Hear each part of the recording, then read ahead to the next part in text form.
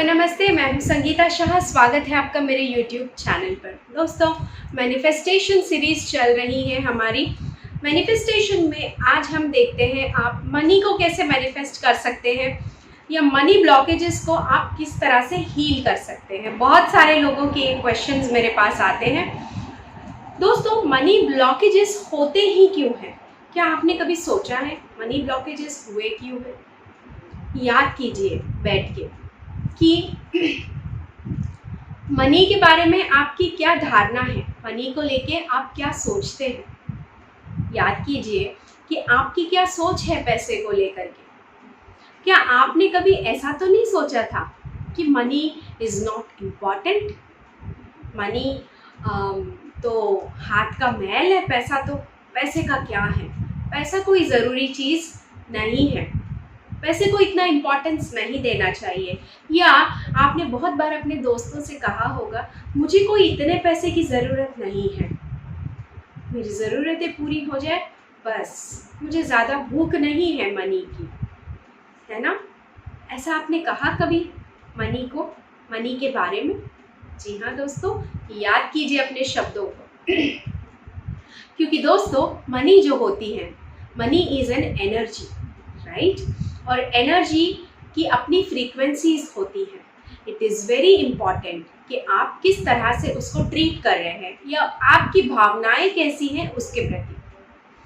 जी हाँ दोस्तों, मैं हमेशा ये चीज़ आप लोगों को बताते आई हूँ कि everything is energy, whatever around you is an energy, right?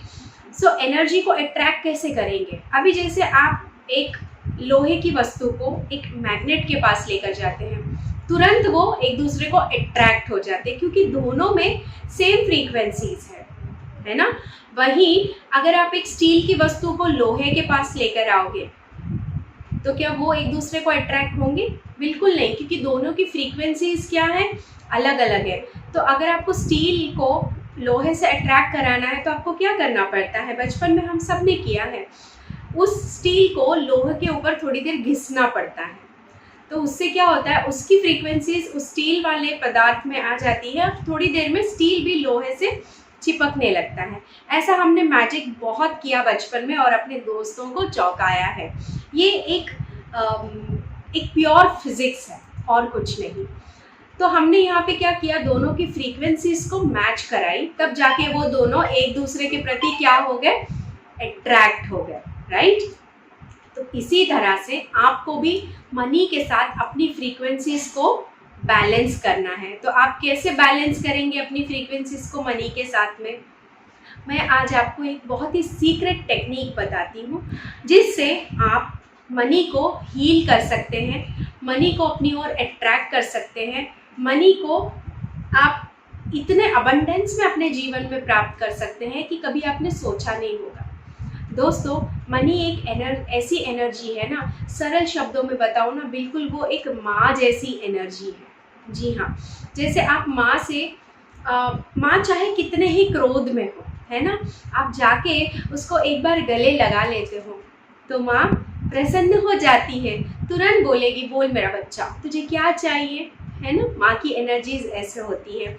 माँ को आप जितना लाड़ दुलार, जितना पैम्पर करके आप बोलोगे, आप एक मांगोगे माँ 10 दे देगी आपको, क्योंकि माँ की एनर्जीज ही वैसी होती हैं।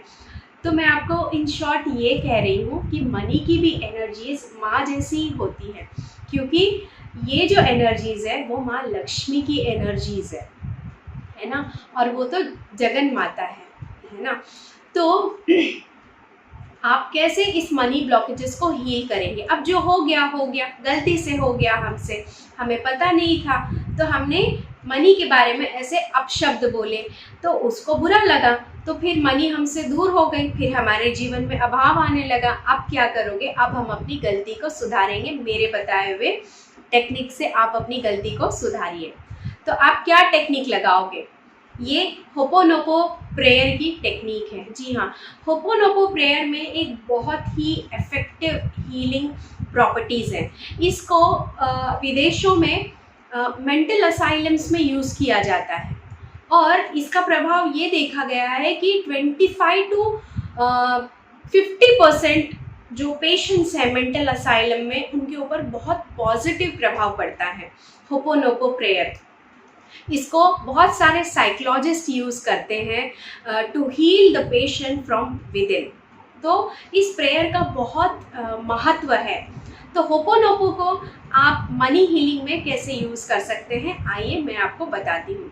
आप क्या करेंगे, जब भी आप शांति से बैठे, ऐसे नहीं कि मैडम ने बोला है तो चलो अभी करते हैं, कैसे भी बैठे हैं कैसे भी कर रहे हैं, ऐसा नहीं। पहले आप अपने बॉडी को स्थिर करेंगे। बॉडी को स्थिर कैसे करेंगे, अपने सारे काम निपटा के आप एकदम एकांत में कहीं बैठ जाइए शांति से। और मैंने अपने आप को आपको पिछले वीडियोस में भी बताया कि आप सेल्फ हिप्नोसिस कैसे कर सकते हैं। तो आप पहले एक आसन पे बैठ जाइए। अगर आपकी अवस्था ऐसी है कि आप ज़मीन पे बहुत आराम से बैठ सकते हैं तो एक आसन लगा के आप ज़मीन पे बैठ जाइए। अगर आपकी अवस्था ऐसी नहीं है, आप कंफर्टेबल नहीं है ज़मीन पे बैठने के लिए, आप सोफे पे भी बैठ सकते हैं। उसके बाद आप क्या करेंगे दोस्तों, उसके बाद आप डीप इनहेल और डीप एक्सहेल करेंगे, मतलब बेली ब्रीदिंग, गहरी सांस जो आपके पेट तक भरनी चाहिए, नाभि तक आपकी सांस जानी चाहिए। इस तरह से आप सांस भरोगे, 3 काउंट्स के लिए रुकोगे, मतलब 8 काउंट्स ब्रीदिंग आप अंदर भरोगे, 3 काउंट्स रुकोगे और फिर 8 काउंट्स आप इसको रिलीज करोगे। ऐसे आपको 6 to 7 साइकिल्स करने हैं ब्रीदिंग के। उसके बाद आप 21 टाइम्स ओम चैंट करेंगे। इससे क्या होगा, आपके माइंड में जो भी क्लटर चल रहा है या आप जो भी अभी तक जो भी आपकी गहमा गहमी थी लाइफ में यहाँ बैठने से पहले, वो सारा शांत हो जाएगा। मतलब आपका बॉडी का एक एक कण शांत हो जाएगा, आप एकदम स्थिर हो जाओगे। उसके बाद आप थोड़ा सा सेल्फ हिप्नोसिस करोगे। सेल्फ हिप्नोसिस कैसे करोगे, आप स्वयं अपनी माइंड को इंस्ट्रक्शन दोगे कि हर आती हुई सांस के साथ मैं एकदम डीप रिलैक्सेशन में जा रही हूँ। आपको अपने आप को ये सजेशन देना है कि मैं हर आती हुई सांस के साथ डीप रिलैक्सेशन में जा रही हूँ। With every breath I inhale, I am entering into a deep relaxation. ऐसे आप बोलते रहिए अपने आप को जब तक आप डीप स्टेट ऑफ रिलैक्सेशन में ना चले जाए। उसके बाद आप पैसा लीजिए, जो भी आपके करेंसी का बड़ा डिनोमिनेशन है। जैसे हमारे कंट्री में आज सबसे बड़ा डिनोमिनेशन वाला नोट है 2000 रुपये का नोट। आपके पास उपलब्ध है तो बहुत अच्छी बात है, नहीं है तो जो आपके पास है वही पैसे को आप अपने हथेली में रखिए, आप अपने लेफ्ट हैंड में रखिए, क्योंकि left hand is the receiving hand. ठीक है, अपने हथेली में रखिए और उसके बाद अपनी राइट हथेली को उसके ऊपर रखिए। लेफ्ट में पैसा रखेंगे और राइट हथेली को उसके ऊपर इस तरह से रख देंगे। और उसके बाद आप मनी को बहुत प्रेम से, जैसे आप सहला रहे हैं, जैसे वो आपकी माँ है, ठीक है, एक एनर्जी आपको उसके साथ एस्टैब्लिश करनी है, सेम फ्रीक्वेंसी, उसके साथ अपनी फ्रीक्वेंसी को कनेक्ट कीजिए। और उसके बाद आप मनी से कहिए कि मनी आई एम सॉरी।